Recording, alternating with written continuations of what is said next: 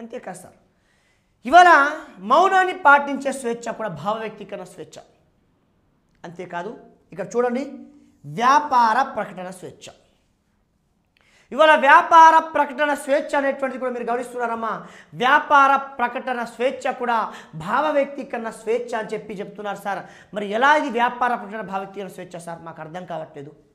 ఎలా సార్ అంటే మీరు గమనించండి సార్, ఇవాళ త్రిష గారు, ప్రముఖ నటి త్రిష లైఫ్ బాయ్ సోప్ను వాడండి ఆరోగ్యంగా ఉండండి అని చెప్తున్నారు. మీరు గమనించండి, ఇవాళ లైఫ్ బాయ్ సోప్తో విదేశాలలో కుక్కలకు స్నానం చేపిస్తారు. కానీ ఆ లైఫ్ బాయ్ సోప్ని భారతదేశంలో 10 కోట్ల మంది వాడుతున్నారు. మరి త్రిష పైన మీరు ఎందుకు కేసు పెట్టలేకపోతున్నారు?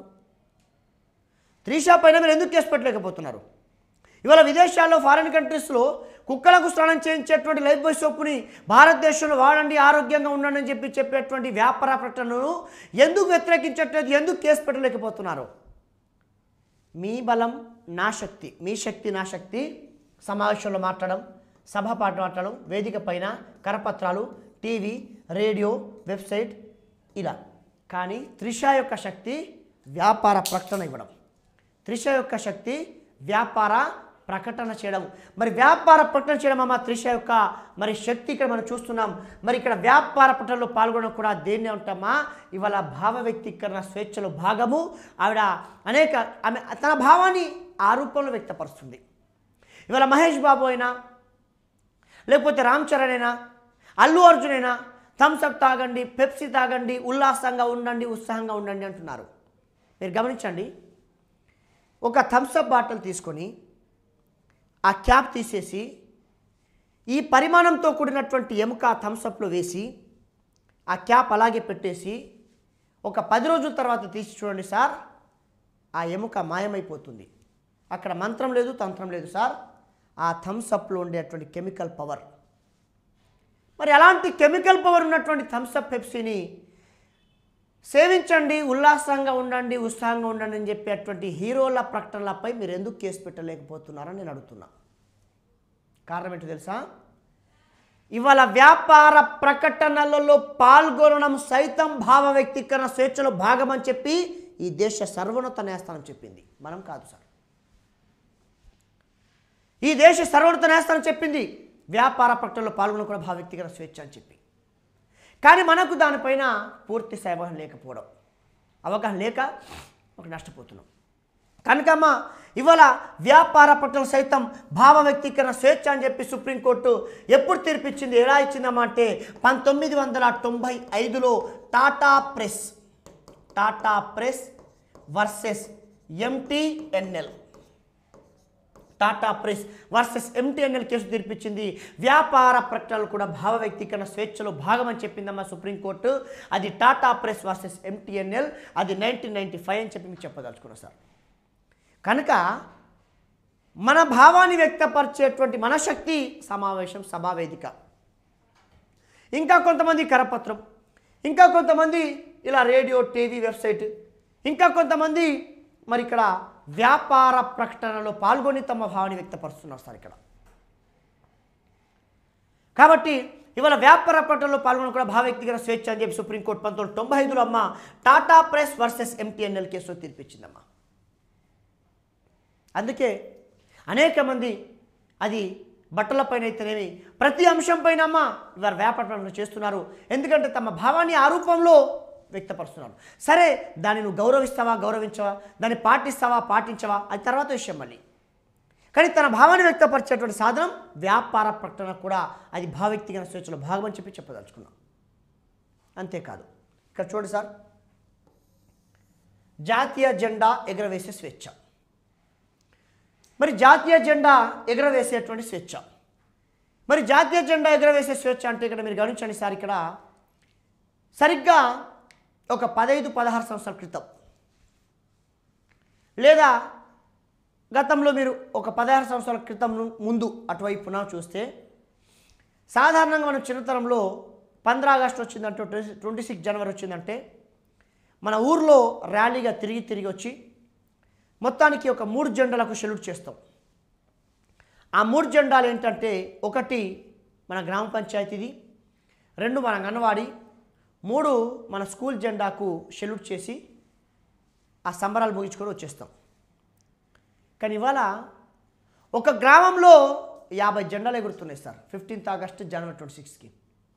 ఒక మండలంలో 1000 జెండాలు ఎగురుతున్నాయి సార్. ఒక హెడ్ క్వార్టర్లో 2000 జెండాలు సార్. ఒక మున్సిపాలిటీలో 5000 జెండాలు సార్. ఒక కార్పొరేషన్లో 10,000 జెండాలు సార్.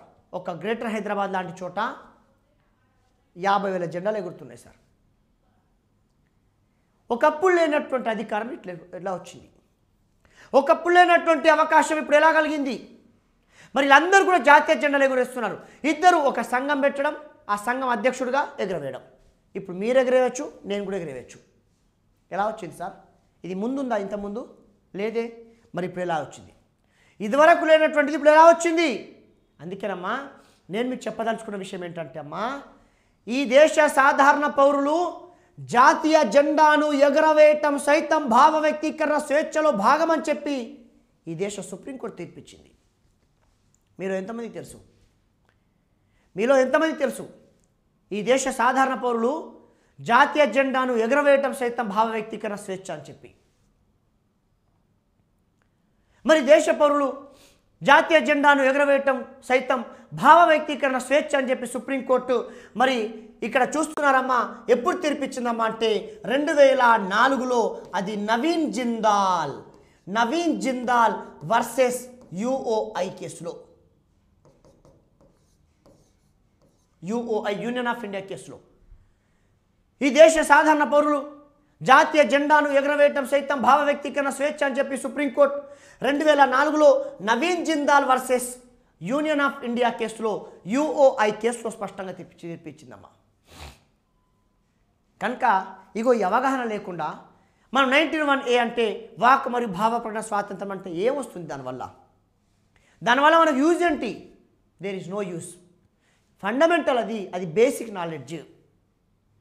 కనుక ఇవాళ జాతీయ జెండాను ఎగరవేయటం సైతం భావ వ్యక్తీకరణ స్వేచ్ఛ అని చెప్పి సుప్రీంకోర్టు 2004లో Naveen Jindal versus union of India కేసులో తీర్పిచ్చింది. అంతేకాదు ఇవాళ పత్రికా స్వేచ్ఛ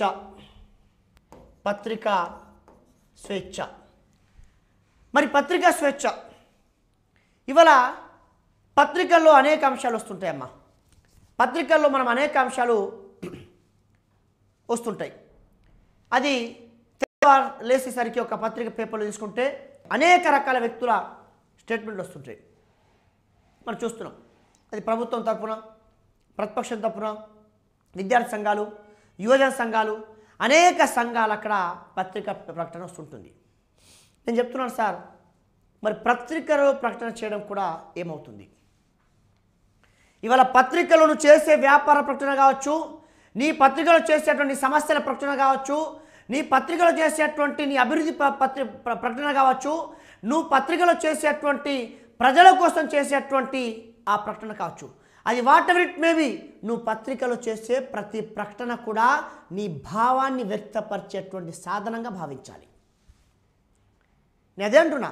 ఒక్కొక్క శక్తి ఒక్కొక్క రకంగా ఉంటుంది సార్. నా శక్తి 10 మందితో పంచుకోవడం కాబట్టి సమావేశం పెట్టుకుంటా, 100 మంది అయితే సభ పెట్టుకుంటా, 1000 మంది అయితే వేదిక ఏర్పాటు చేసుకుంటా.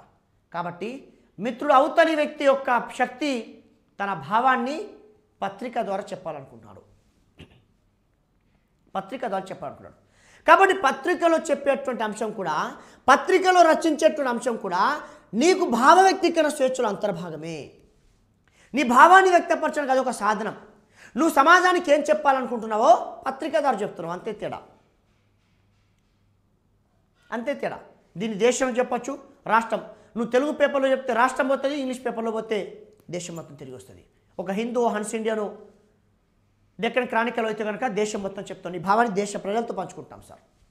మనం చూస్తాం ఢిల్లీలో ఉండేటువంటి జాతీయ నాయకులన్నీ కూడా ఇవాళ ఇంగ్లీష్ పేపర్లో వస్తుంటారు. కారణం ఏంటి?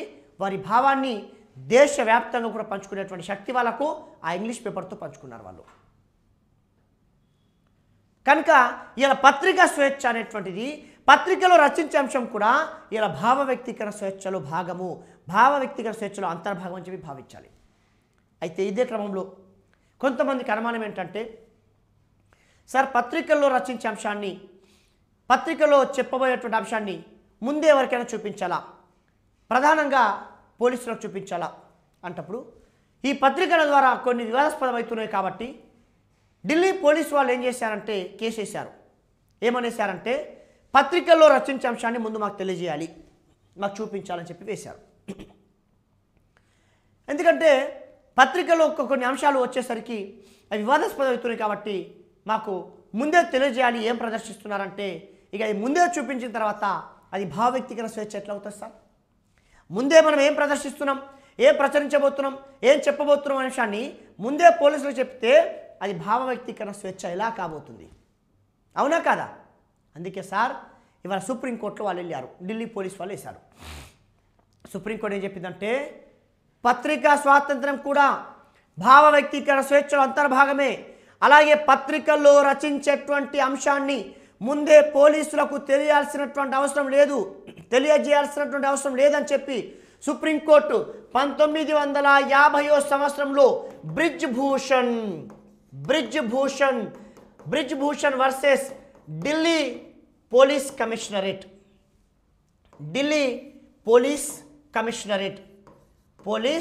కమిషనరేట్ కేసులో తీర్పిచ్చిందమ్మా. కాబట్టి Brij Bhushan versus Delhi police commissionerate కేసులో తీర్పిచ్చింది 1950లో. ఏంటంటే పత్రికా స్వాతంత్రం అనేటువంటిది భావ వ్యక్తీకరణ స్వేచ్ఛలో భాగం కాబట్టి దాంట్లో రచించే అంశాన్ని ముందే పోలీసులకు తెలియజేయాల్సిన అవసరం లేదని చెప్పి 1950లో Brij Bhushan versus Delhi police commissionerate కేసులో తీర్పిచ్చింది. మరి ఇక్కడ ఢిల్లీ పోలీసులు అడిగారు పేపర్లో రచించే అంశాన్ని మాకు ముందే చెప్పాలంటే, అప్పుడు సుప్రీంకోర్టు చెప్పింది అది పేపర్లో రచించే అంశాన్ని ముందే చెప్పినట్లయితే అది భావ వ్యక్తీకరణ సాధనం ఎలా అవుతుంది, భావ వ్యక్తీకరణ ఎలా అవుతుంది, కాబట్టి పోలీసులకు తెలియచేయాల్సినటువంటి చూపించాల్సిన అవసరం లేదని చెప్పి 1950లో Brij Bhushan versus Delhi police commissionerate కేసులో తీర్పిచ్చింది. అంతేకాదు ఇవాళ సుప్రీంకోర్టు మళ్ళీ ఒక తీర్పిచ్చింది, మరొకసారి స్పందించింది. సుప్రీంకోర్టు ఏమని తీర్పిచ్చిందమ్మా అంటే పత్రికా స్వాతంత్రం రాజ్యాంగంలో అంతర్భాగం కాకపోయినప్పటికీ దాన్ని అంతర్భాగంగానే చూడాలని చెప్పి సుప్రీంకోర్టు 1973లో బెనెట్ కొల్మాన్ వర్సెస్ యుఓఐ కేసులో తీర్పిచ్చిందమ్మా.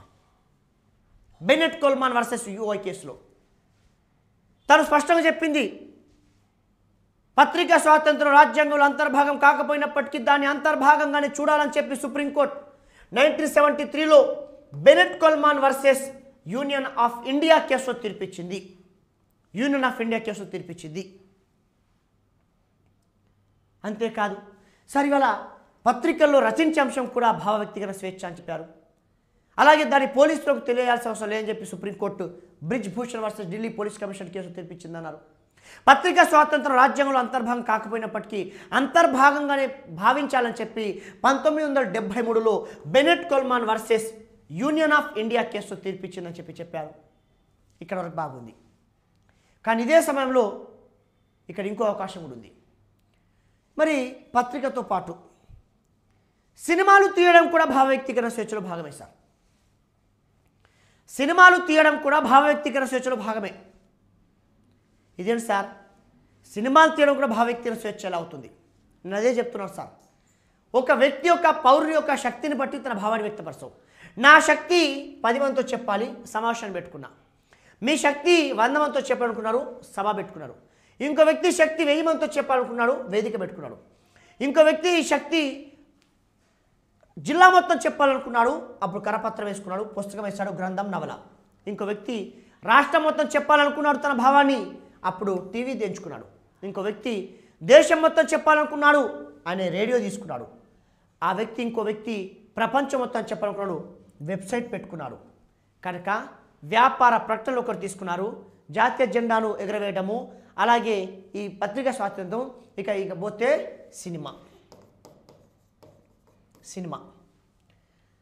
సినిమా తీయడం కూడా భావ వ్యక్తీకరణ స్వేచ్ఛలో భాగమే. హౌ అంటే ఇవాళ సినిమాను కూడా మీరు గమనించండి అమ్మా, మనం ఫైనల్గా మూవీ 3 గంటల తర్వాత చూస్తే కనుక మీకు ఒక సారాంశం వస్తుంది.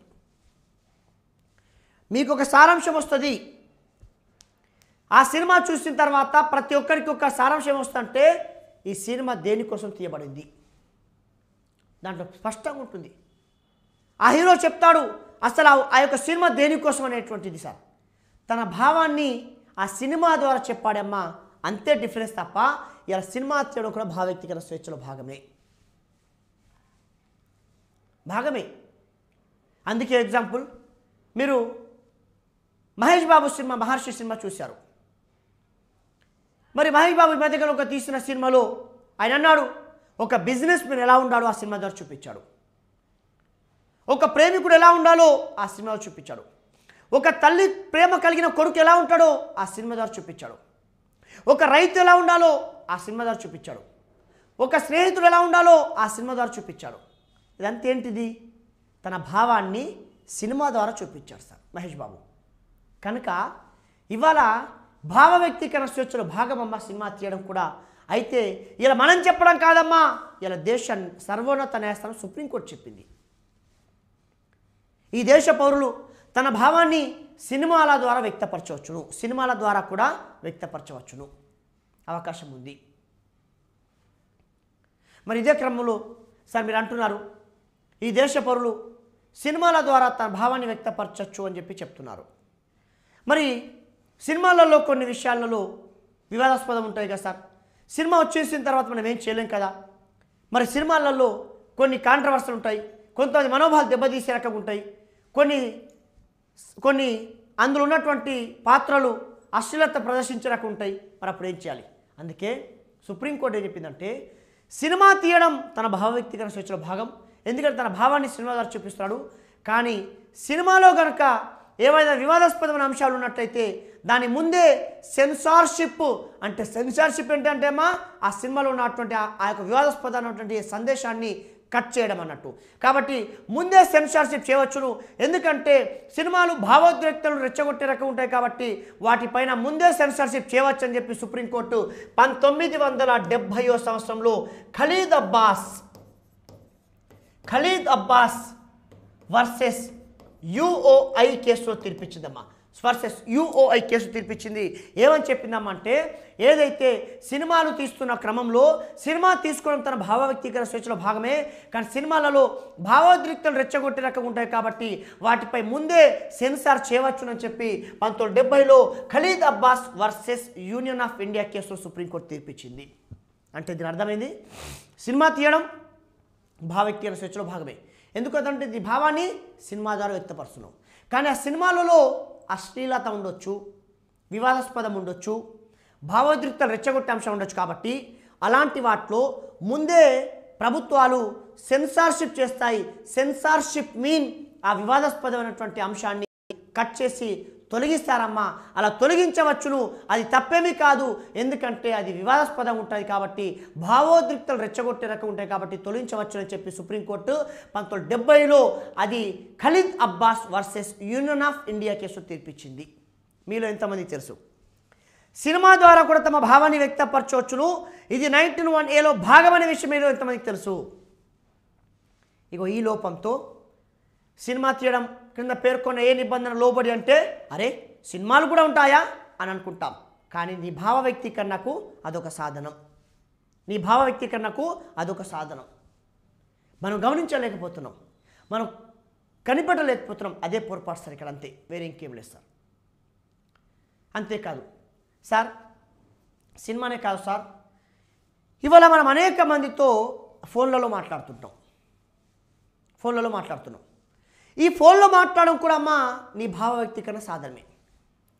నీ భావాన్ని టెలిఫోన్ ద్వారా, మొబైల్ ద్వారా, వీల్ ఫోన్ ద్వారా వ్యక్తపరుస్తున్నావు. నీ భావాన్ని టెలిఫోన్ ద్వారా, మొబైల్ ద్వారా అవతల వ్యక్తి చేరవేస్తున్నావు.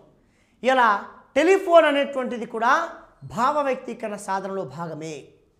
అందుకే మీరు గమనించండి, ఇవాళ మన భావాన్ని ఫోన్ ద్వారా ఎంతమందితోనైనా ఏదైనా సరే పంచుకుంటుంటాం మనము.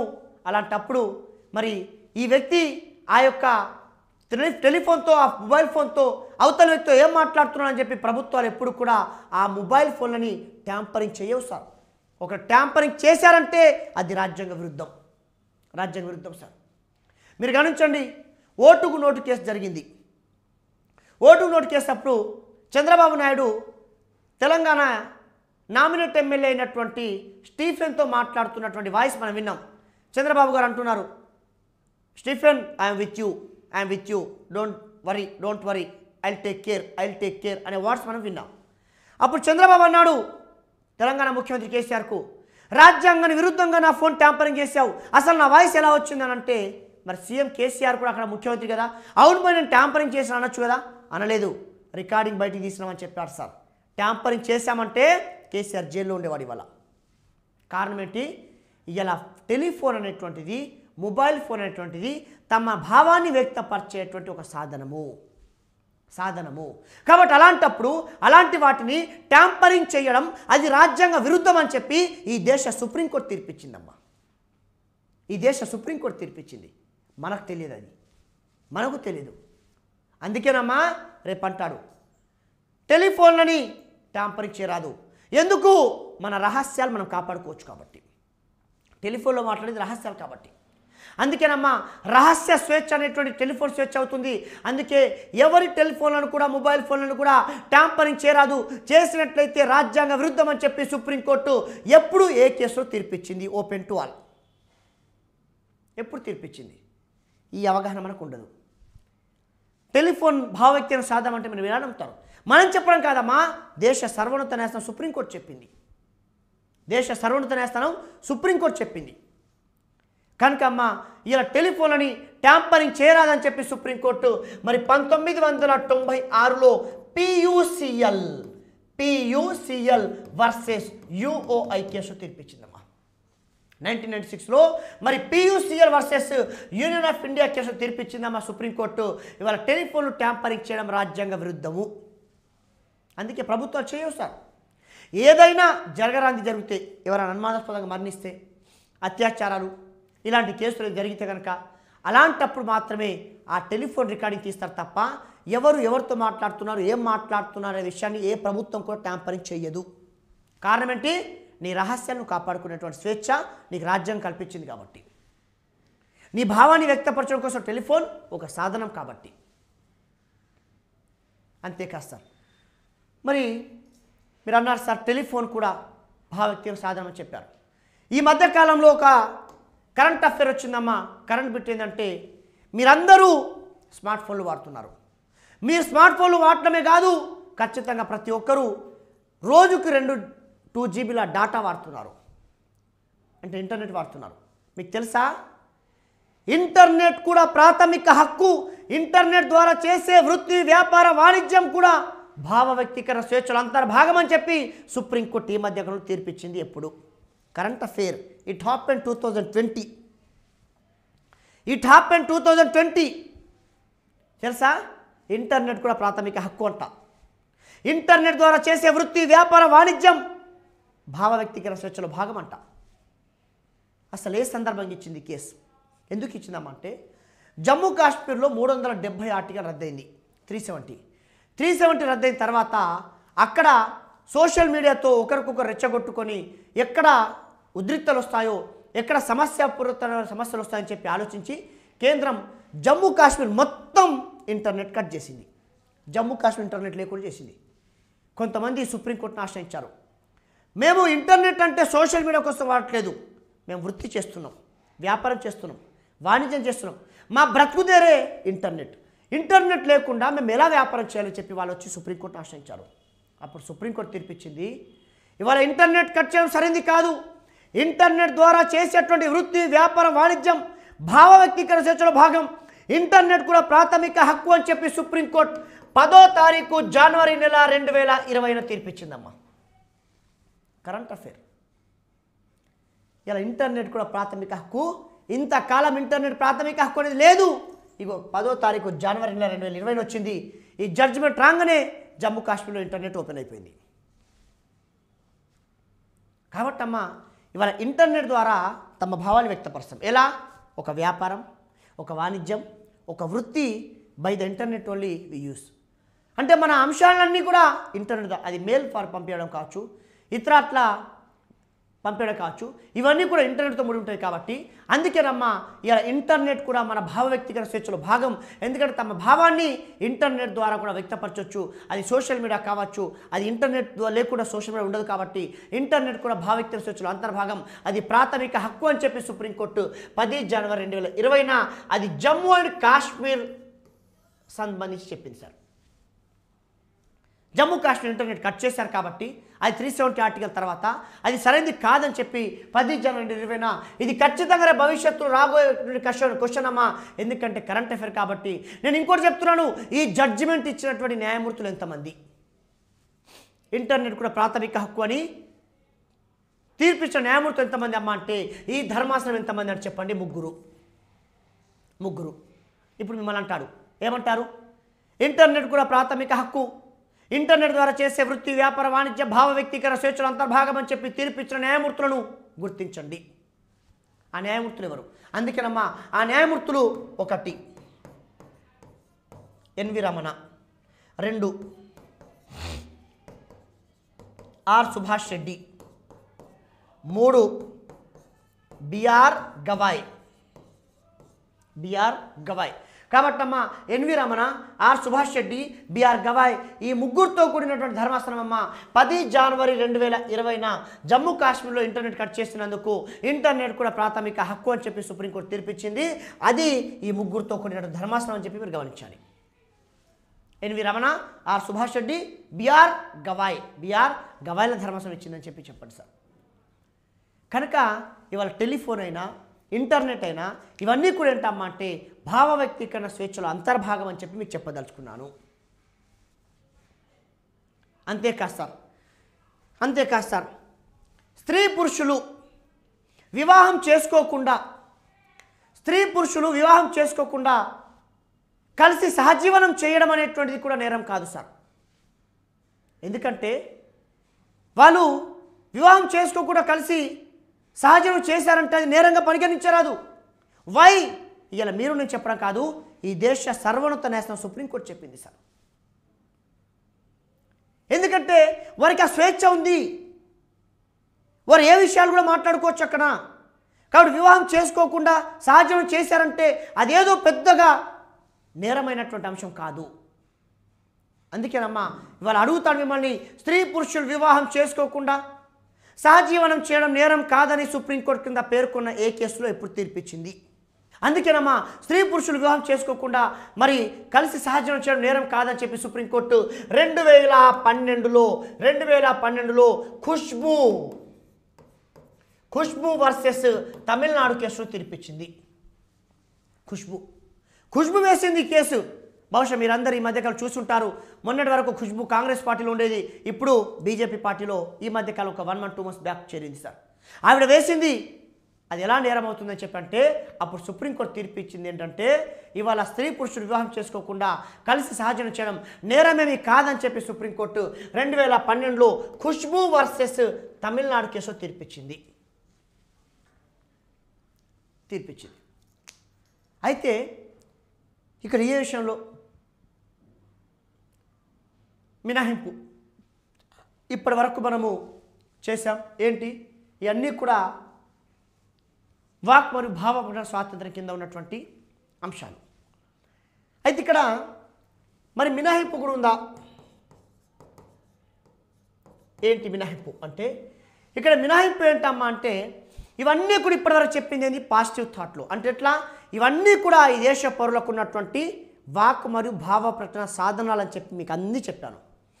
కానీ మినహాయింపు ఏంటంటే మీకు అవకాశం ఉంది కదా అని చెప్పి, ఇంటర్నెట్ ఉందని చెప్పి, టెలిఫోన్ ఉందని చెప్పి, సినిమా ఉందని చెప్పి, వ్యాపార ప్రకటన అని చెప్పి ఇష్టానుసారంగా వ్యవహరిస్తే కుదరదు.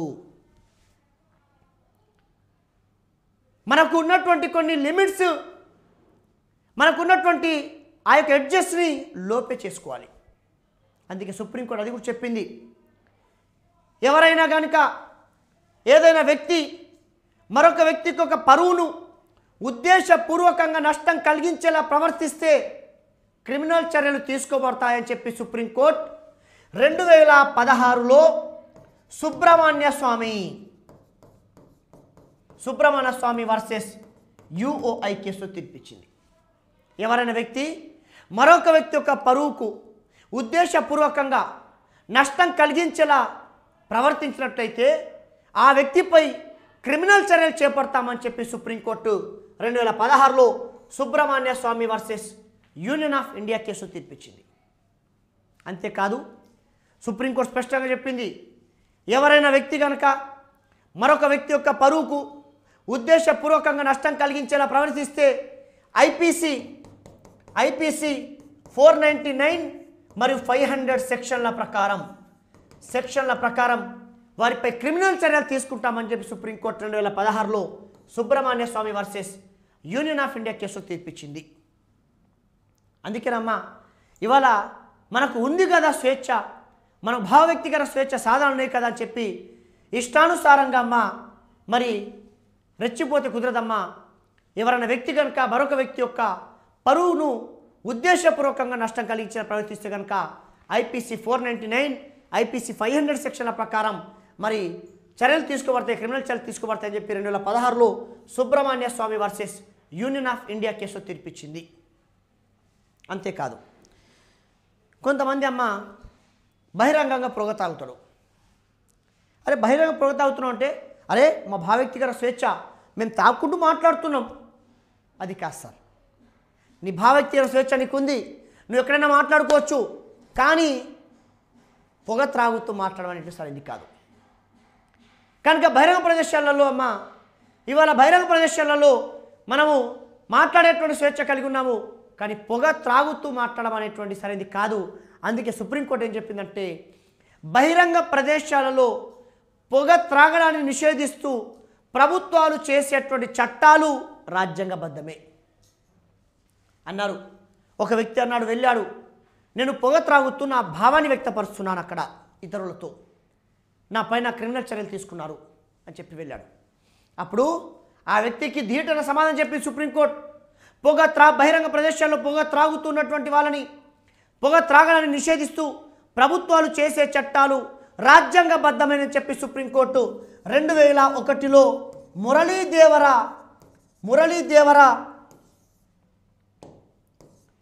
మురళీదేవర వర్సెస్ భారత ప్రభుత్వం కేసులో తీర్పిచ్చింది. భారత ప్రభుత్వం మురళీదేవర 2001 మురళీదేవర వర్సెస్ భారత ప్రభుత్వం కేసులో తీర్పిచ్చింది. ఏమని తీర్పిచ్చిందమ్మా అంటే బహిరంగంగా పొగ త్రాగడాన్ని నిషేధిస్తూ ప్రభుత్వాలు చేసే చట్టాలు రాజ్యాంగబద్ధమే. ఎందుకంటే నీ భావాన్ని వ్యక్తపరచు, కానీ పొగ త్రాగుతూ భావాన్ని వ్యక్తపరచడం సరైనది కాదు, అది బహిరంగ ప్రదేశం కాబట్టి అది సరైనది కాదని చెప్పి అలా చట్టాలు చేసినట్లయితే అవి రాజ్యాంగబద్ధమని చెప్పి సుప్రీంకోర్టు 2001లో మురళీదేవర వర్సెస్ భారత ప్రభుత్వం కేసులో తీర్పిచ్చింది. కనుక ఇలా పరిమితులు కూడా ఉంటాయమ్మా, మనకు అన్నీ ఉన్నాయి కదా అని చెప్పి కుదరదమ్మా. సో పరిమితులు కూడా మన మీద ఉంటాయమ్మా. సో ఇది వినాయకులు అంటవచ్చు, లేక పరిమితులు అని కూడా అనొచ్చమ్మా. కాబట్టి ఇలా పరిమితులు కూడా విధిస్తారు. అంతేకాదు మీరు కరపత్రం రాస్తారా రాసుకోండి, నవల రాస్తారా రాసుకోండి, గ్రంథం రాస్తారా రాసుకోండి, కానీ ఆ గ్రంథం ఇరు వర్గాల మధ్య ఇరు మతాల మధ్య ఘర్షణలు సృష్టించే రకంగా ఉండకూడదు. మరి ఘర్షణ సృష్టించే రకంగా ఉండకూడదు. ఎందుకంటే అమ్మా అలా ఉన్నట్లయితే కనుక ప్రభుత్వాలు నిషేధం విధించవచ్చును. ఉదాహరణకు మీకు చెప్పాల్సినటువంటి విషయం ఏంటమ్మా అంటే సల్మాన్ రష్దీ అనేటువంటి ఒక రచయిత ఉంటాడమ్మా, ప్రముఖ రచయిత సల్మాన్ రష్దీ.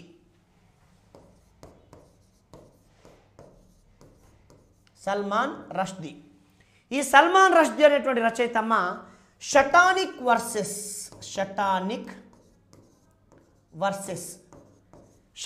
వర్సెస్ అనే నవల రాశాడు.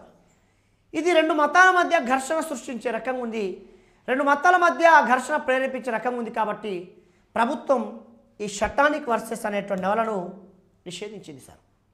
తప్పేమి కాదు, ఎందుకు మీ భావాన్ని వ్యక్తపరచుకోండి, కానీ ఇరు వర్గాల మధ్య ఇరు మతాల మధ్య ఇరు ప్రాంతాల మధ్య ఇక్కడ ఘర్షణ ప్రేరేపించే రకంగా ఉండనట్లయితే ప్రభుత్వాలు నిషేధించవచ్చు. అందుకే సినిమా తీసుకోండి, కానీ సినిమాలలో అశ్లీలత ఉండకూడదు. అశ్లీలత ఉన్నట్లయితే సెన్సార్ బోర్డు సెన్సార్షిప్ చేస్తుందని చెప్పి మీకు ఇదివరకు కూడా చెప్పాను సార్. కనుక వాక్ మరియు భావ ప్రకటన స్వాతంత్రం అంటే అమ్మా ఇది ఒకసారి మీకు ఇంకోసారి కూడా చూపిస్తానమ్మా. ఇక్కడ మీరు చూడొచ్చు, రైట్ అమ్మా. ఇక చూడండి 19(1)(a) ఏం చెప్తుంది? వాక్ మరియు భావ ప్రకటన స్వాతంత్రం గురించి చెప్తుంది. కాబట్టి తమ భావాన్ని ఎప్పుడైనా ఎక్కడైనా వెల్లడించుకోవచ్చు, కాదంటలేదు. కానీ భావాన్ని వ్యక్తపరచడం ఎలా, దాన్ని ఏ రూపంలో వ్యక్తపరచవు, ఎలా వ్యక్తపరచవు నీ భావాన్ని అంటే, నీ భావాన్ని సమావేశంలో వ్యక్తపరచవచ్చు, నీ భావాన్ని సభ వ్యక్తపరచు, నీ భావాన్ని వేదికపై వ్యక్తపరచవచ్చు, నీ భావాన్ని ఇక్కడ కరపత్రాల ద్వారా వ్యక్తపరచవచ్చు, లేదా పుస్తకం ద్వారా, గ్రంథం ద్వారా, నవల ద్వారా, టీవీ ద్వారా, రేడియో ద్వారా, వెబ్సైట్ ద్వారా. ఇవన్నీ కూడా ఏంటంటే మనందరి భావాలు వ్యక్తపరిచేటువంటి సాధనాలు అని చెప్పండి. తమ భావాన్ని వ్యక్తపరిచే సాధనాలు. దయచేసి అమ్మ ఎగ్జామ్లో అడిగితే ఇలాంటి అడుగుతారు తప్ప 19(1) ఏం చెప్తుంది? వాక్ మరియు భావన స్వాతంత్రం అంటే ఏంటి? ఈ క్వశ్చన్స్ రావు సార్, దయచేసి మీరు ఆశించవద్దు కూడా. ఇగో ఈ రకంగా అమ్మ మనకు ఉంటాయి. ఆ తర్వాత అమ్మ ఈవెన్ మౌనాన్ని పాటించడం కూడా, అంటే మౌనంగా ఉండడం కూడా భావవ్యక్తన స్వేచ్ఛ అని చెప్పి మీకు క్లియర్గా కేరళ గురించి చెప్పానమ్మా. మౌనంగా ఉన్న భావవ్యక్తన స్వేచ్ఛ అని చెప్పి supreme court Bindu Emmanuel versus state of Kerala 1986లో తీర్పిచ్చింది. అంతేకాదు వ్యాపార ప్రకటనలు సైతం భావ వ్యక్తీకరణ స్వేచ్ఛలో భాగమని చెప్పి సుప్రీంకోర్టు 1995లో టాటా ప్రెస్ వర్సెస్ MTNL కేసులో తీర్పిచ్చింది. అంతేకాదమ్మా జాతీయ జెండాను ఎగరవేసే స్వేచ్ఛ కూడా, ఎగరవేయడం కూడా భావవ్యక్తీకరణ స్వేచ్ఛలో భాగమని చెప్పి 2004లో Naveen Jindal versus union of India కేసులో తీర్పిచ్చిందని చెప్పండి. అంతేకాదమ్మా ఇక్కడ వరకే కాదు, పత్రికా స్వాతంత్రం, ఈ పత్రికా స్వేచ్ఛ కూడా అమ్మ భావవ్యక్తీకరణ స్వేచ్ఛలో భాగం. నీ యొక్క భావాన్ని పత్రిక చెప్పండు, ఎలా చెప్పచ్చు. అయితే ఇక్కడ పత్రిక ద్వారా చెప్పచ్చు, అది ఏ భావనైనా చెప్పచ్చమ్మా, ఏ అంశం చెప్పచ్చు. అయితే ఢిల్లీ పోలీసులు కేసు వేశారు, పత్రికలో రచించే అంశాన్ని ముందే మాకు తెలియచేయాలని చెప్పారు. కానీ సుప్రీంకోర్టు దాన్ని తప్పుపట్టింది. పత్రికా స్వాతంత్రం అనేటువంటిది భావ వ్యక్తీకరణ స్వేచ్ఛలో భాగము. పత్రికలో రచించే అంశాన్ని ముందే పోలీసులకు తెలియాల్సిన అవసరం లేదు, దానిపైన సెన్సార్షిప్ విధించరాదని చెప్పి 1950లో Brij Bhushan versus Delhi police commissionerate కేసులో తీర్పిచ్చింది. అంతేకాదు ఇదే విషయంలో మళ్ళీ తీర్పిచ్చింది, పత్రికా స్వాతంత్రం రాజ్యాంగంలో అంతర్భాగం కాకపోయినప్పటికీ దాని అంతర్భాగంగానే చూడాలని చెప్పి 1973లో Bennett Coleman versus union of India కేసులో తీర్పిచ్చింది. అంతేకాదమ్మా మరి రైట్ అమ్మా ఇంటర్నెట్, మరి ఇంటర్నెట్ సంబంధించి అమ్మా మరి సినిమాకి సంబంధించి సినిమాలు కూడా తీసుకొచ్చమ్మా. మరి సినిమాలు తీయడం కూడా భావవ్యక్తీకరణ స్వేచ్ఛలో భాగమే. కానీ సినిమాలలో మాత్రం అశ్లీలత ఉన్న, వివాదాస్పద అంశాలున్న దాని సెన్సార్ బోర్డు సెన్సార్ చేయవచ్చు అని చెప్పి సుప్రీంకోర్టు మరి 1970లో అమ్మ Khalid Abbas versus union of India కేసులో, Khalid Abbas versus union of India కేసులో తీర్పిచ్చిందని చెప్పి మనము చెప్పుకోవచ్చు.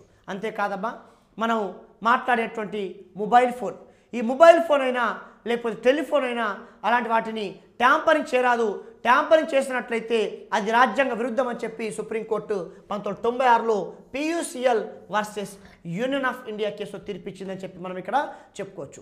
అంతేకాదమ్మా ఇంటర్నెట్ కూడా మరి ప్రాథమిక హక్కు అని సుప్రీంకోర్టు 10 జనవరి 2020లో తీర్పిచ్చిందమ్మా. అది జమ్మూ కాశ్మీర్ ఇంటర్నెట్ కట్ చేసేందుకు ఇచ్చారు. ఈ తీర్పిచ్చింది ముగ్గురమ్మ, NV Ramana, R Subhash Reddy, BR గవాయిల ధర్మాసనం ఇచ్చిందని చెప్పి మనం చెప్పుకోవచ్చు. అంతేకాదమ్మా అలాగే ఇక్కడ స్త్రీ పురుషులు వివాహం చేసుకోకుండా మరి సహజీవనం చేయడం కూడా నేరం కాదని చెప్పి సుప్రీంకోర్టు మరి తీర్పిచ్చింది. 2012లో ఖుష్బు వర్సెస్ తమిళనాడు కేసు తీర్పిచ్చింది. అలాగే ఈ యొక్క హక్కు పైన పరిమితులు కూడా ఉన్నాయమ్మా. ఆ పరిమితులు ఏంటి అనుకున్నప్పుడు ఇక్కడ 2016లో సుప్రీంకోర్టు ఏం చెప్పిందంటే, ఎవరైనా వ్యక్తి మరొక వ్యక్తి యొక్క పరువుకు ఉద్దేశపూర్వకంగా నష్టం కలిగించేలా ప్రయత్నం చేసినట్లయితే కనుక ఆ వ్యక్తిపై IPC 499, IPC 500 సెక్షన్ల ప్రకారం క్రిమినల్ చర్యలు తీసుకోబడతాయని చెప్పి Subrahmanya Swamy versus union of India 2016లో తీర్పిచ్చింది. అంతేకాదు బహిరంగ ప్రదేశాలలో పొగ త్రాగడాన్ని నిషేధిస్తూ ప్రభుత్వాలు చేసే చట్టాలు రాజ్యాంగబద్ధమే అని చెప్పి సుప్రీంకోర్టు 2001లో మురళీదేవర వర్సెస్ భారత ప్రభుత్వం కేసులో తీర్పిచ్చింది. అంతేకాదమ్మా నవల రాసుకోవచ్చు, గ్రంథం రాసుకోవచ్చు, పుస్తకం రాసుకోవచ్చు, కానీ అందులో ఉన్నటువంటి అంశాలు కనుక వివాదాస్పదమైనట్లయితే నిషేధించవచ్చు. ఉదాహరణకి సల్మాన్ రష్దీ రచించినటువంటి